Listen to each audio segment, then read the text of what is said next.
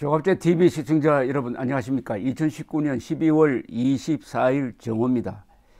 그동안 저희들은 이 보잉 737 맥스 8 사고에 대해서 여러 차례 보도를 해드렸습니다.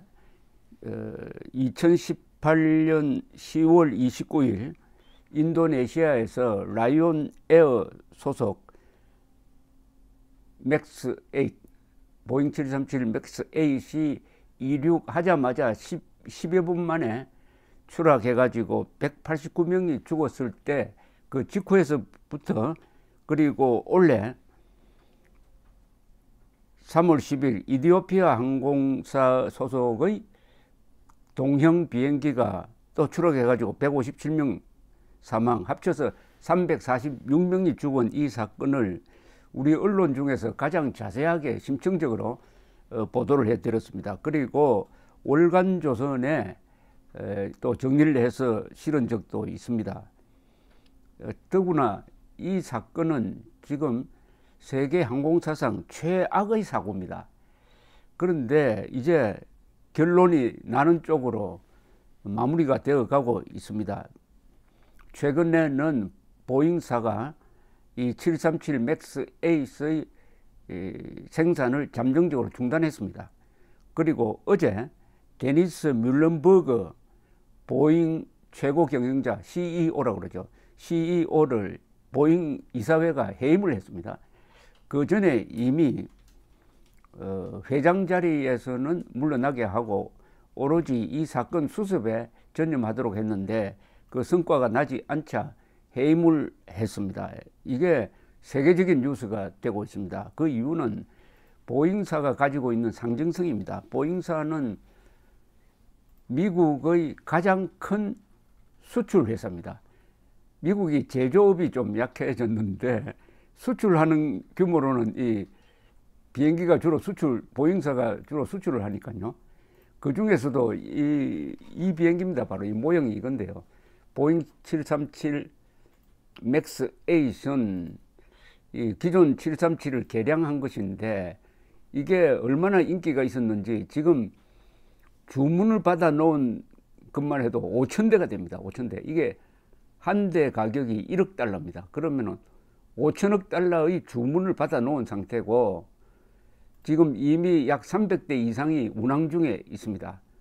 한국에서도 저가 항공사가 한 2대 정도 운영하고 있습니다.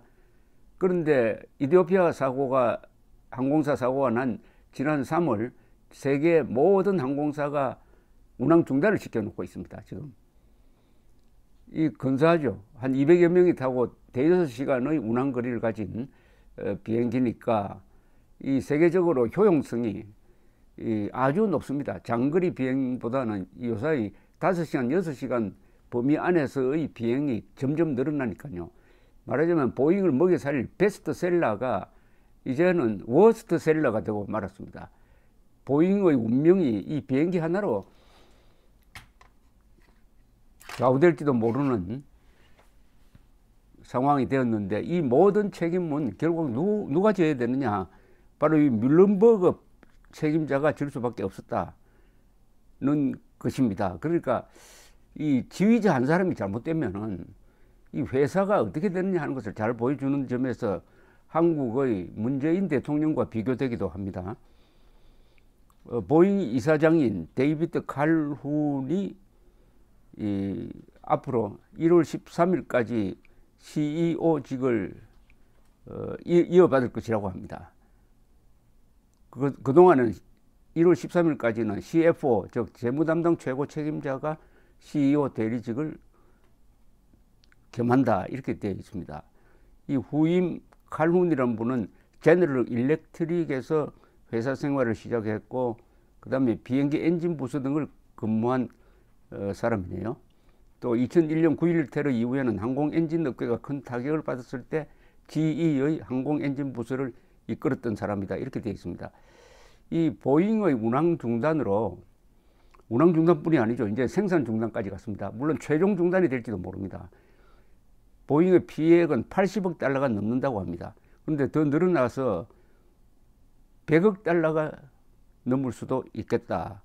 이 참고로 보잉은 아마 매출액이 1,000억 달러 정도 될 겁니다. 삼성전자의 한 반 정도 되는데, 보다는 이게 세계 항공업계를 주도해온 위대한 회사죠. 보잉이 만든 비행기 뭐 보잉 747 전보라든지 707이라든지 B29라든지 B52라든지 세계 항공업계의 발전을 항상 맨 앞에서 주도했고, 그만큼 보잉은 튼튼한 비행기를 만든다라고 정평이 나 있었습니다. 그러다가 이런 사고가 난 것인데, 문제는 이 사고가 불가피했던 것이 아니라 막을 수 있었고, 막을 수 있었던 책임자가 바로 뮬런버그 CEO였는데, 이 사람이 고집을 부리고 진실을 은폐하다가 사건을 키워가지고 결국 346명이 죽도록 만들었다는 사실이죠.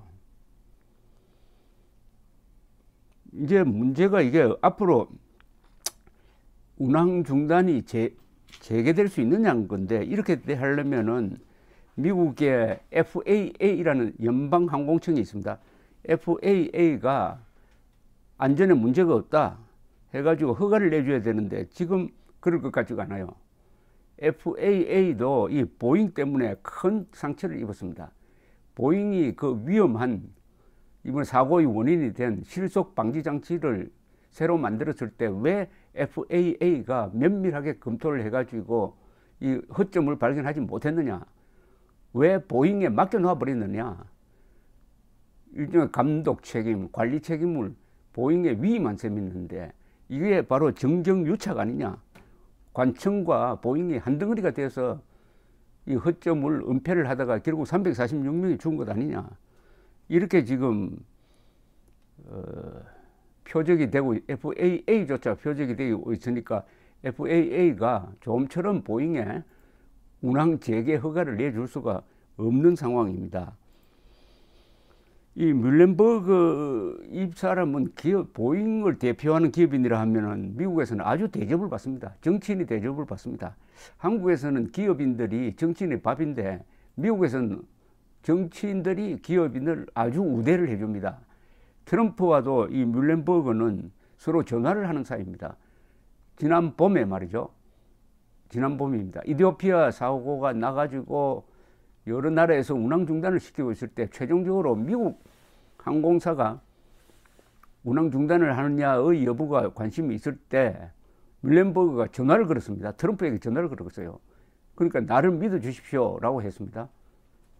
그런데 이디오피아 항공 추락 사고도 이 인도네시아 항공사 사고처럼 실속 방지 장치의 오작동에 의해서 일어난 것이라는 증거가 나오니까, 그날 바로 트럼프가 FAA에 명령을 해가지고 미국 항공사도 운항 중단을 하는 조치를 취합니다.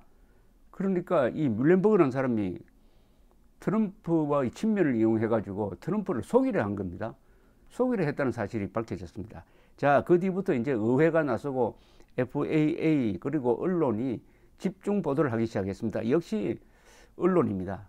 이 문제점을 폭로한 것은 언론입니다. 특히 뉴욕타임스가 아주 심층적 보도를 했습니다. 그러니까 심층적 보도 요지는 이겁니다. 이 비행기를 기존 비행기에서 상당히 크게 뜯어 고쳤는데, 이 비행기 엔진이 두 개입니다. 엔진을 좀 앞당기는, 앞으로 엔진이 좀 무거워졌어요. 그리고 앞에 붙이는 바람에 이 기차가 자꾸 이 기우는 현상이 일어났습니다. 앞으로 기우는. 비행기라는 것은 이렇게 수평으로 날라야지, 이게 예컨대 30도 이상 기울어져 버리면 이렇게 되면 실속해 버립니다. 실속하면 그냥 쇳덩어리처럼 떨어져 버립니다.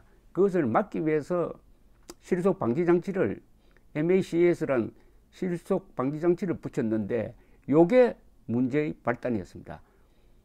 즉 실속 방지 장치가 작동하도록 하는 비행기의 이 안각이라고 그러죠. 안각 측정 장치가 고장이 난 겁니다.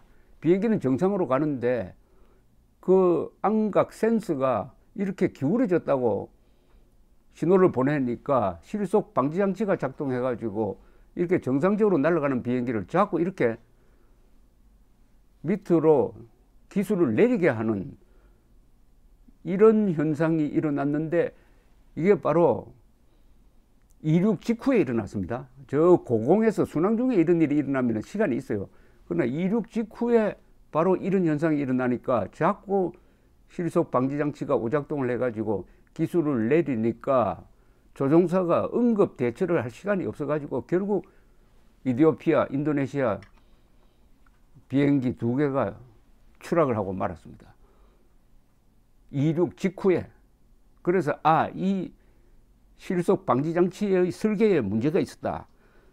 근데 처음에 작년 10월에 인도네시아에서 이 사고가 났을 때부터 이미 문제가 제기됐는데 그때는 보잉도 FAA도 별 문제 없다고 계속 우겼습니다.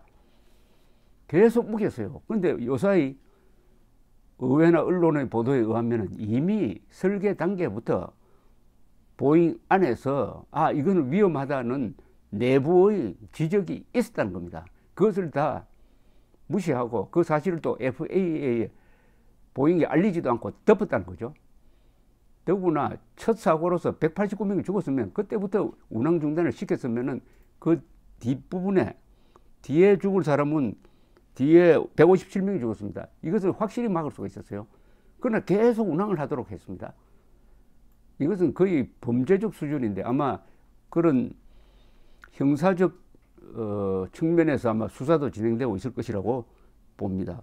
어떻게 안전을 최우선시한다는 보잉이 세계 모든 사람들의 말하자면 신뢰를 받고 있던 보잉에서 이런 일이 일어날 수가 있었느냐 하는 점에서 아주 충격적이었습니다.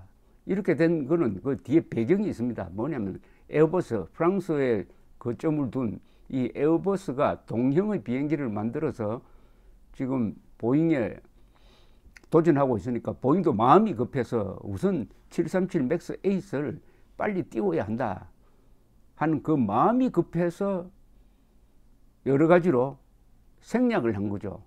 더구나 이 새로운 실속 방지 장치를 붙였으면 조종사들이 시뮬레이터를 통해서 익숙해질 정도로 훈련을 해야 합니다. 근데 이 훈련을 다 생략해 버렸어요. 훈련을 생략해도 좋다고 비행기를 팔아먹으면서 항공사에 알렸던 것입니다. 항공사는 좋죠. 훈련하는 기간 동안에는 비행기를 몰 수 없으니까 로스 타임이 생기니까. 그래서 안전을 희생시킨 겁니다. 돈벌이 하기 위해서 안전을 희생시킨 거예요. 여기에 감독기관인 FAA조차도 그런 감독 기능의 상당 부분을 보잉사에 줘버린 겁니다. 보잉사에 위임해버린 거죠. 좋게 말해서 보잉이 워낙 좋은 회사니까 알아서 하겠지 했는데 이 알아서 하겠지라는 자세가 안전 문제에 대해서는 있어서는 반드시 마각기입니다. 철저하게 견제를 했어야 되는데 346명의 죽음은 누가 책임져야 되느냐. 이건 앞으로 배상 문제가 또 앞으로 뭐 굉장히 10년, 20년 끌지도 모릅니다. 이것은 많은 사람들한테 충격적인 것은 바로 이런 보잉사도 이런 돈벌이에 눈이 멀면은 안전을 이런 식으로 희생하는 곳이구나 하는 것을 보여주고 더구나 결정적 증거가 나왔는데도 그것을 계속 덮으려고 했던 겁니다. 덮으려고 했다. 인간이라는 것은 잘못된 점이 발견되면 덮으려고 하는 게 본성인데 그렇지 못하도록 견제하는 제도적 장치가 있어야 한다 하는 사실을 잘 보여주고 있습니다. 이건 타산지석입니다. 타산지석. 문재인 정권과 이 보잉사가 이 뮬렌버그와 문재인 두 사람을 비교를 하면은 아주 흥미로운 이 경영상의 문제점이 발견될 것이라고 생각하는데 그건 제가 별도로 정리를 해가지고 한번 보고를 드리겠습니다. 감사합니다.